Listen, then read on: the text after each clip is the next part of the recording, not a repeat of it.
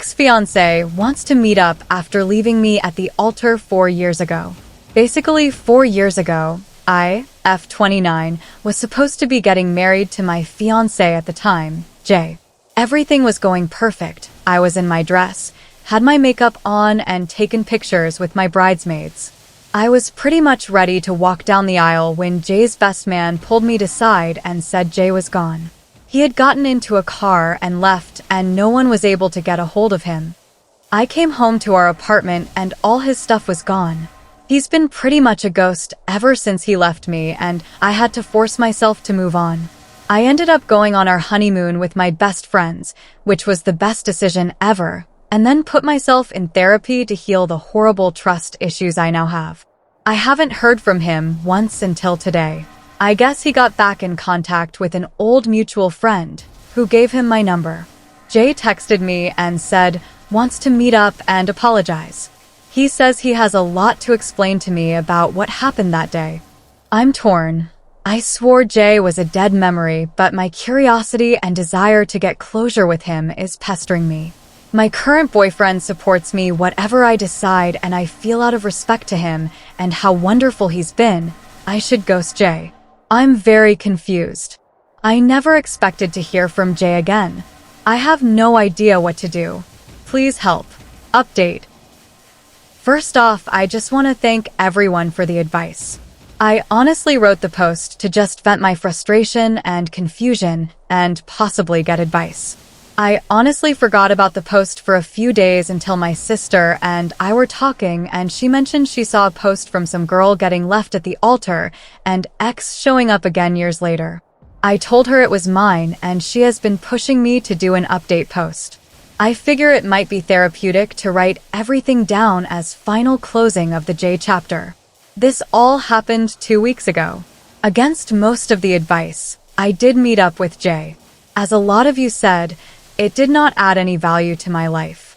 Also, it was part of a 12-step program and he was making amends.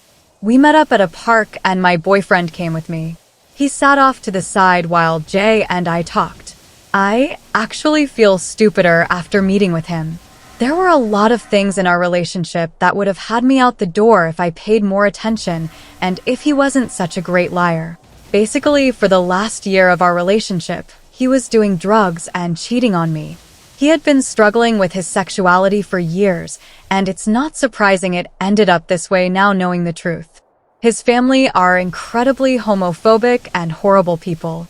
I wanted nothing to do with them when we were together, but he insisted on them being around just for the big life events, like our wedding.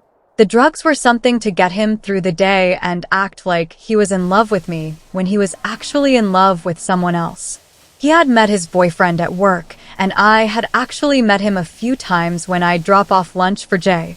When our wedding approached, his boyfriend said he needed to choose, and Jay chose him. So he packed his bags up and pretended everything was great until his boyfriend picked him up and they moved 2 towns over. I asked him if he was still with his boyfriend, and he said no. He thought he could quit the drugs once he was free of his family and lying, but he couldn't. His boyfriend found out and left him. He kept going, getting high and hooking up with randoms. One of his regular hookups ended up overdosing while they were asleep in the same bed and died. He realized he had to get sober. He apologized for not just being honest with me and leading me on like he did. He wished he could go back and be truthful because I would have been the most accepting of him being gay out of everyone. He said he missed me when he left because even though he didn't love me romantically, I was his best friend. It was a lot to take in. I told him while I'm glad he's okay and is doing better, I'd prefer for us not to have any contact moving forward, but I do forgive him.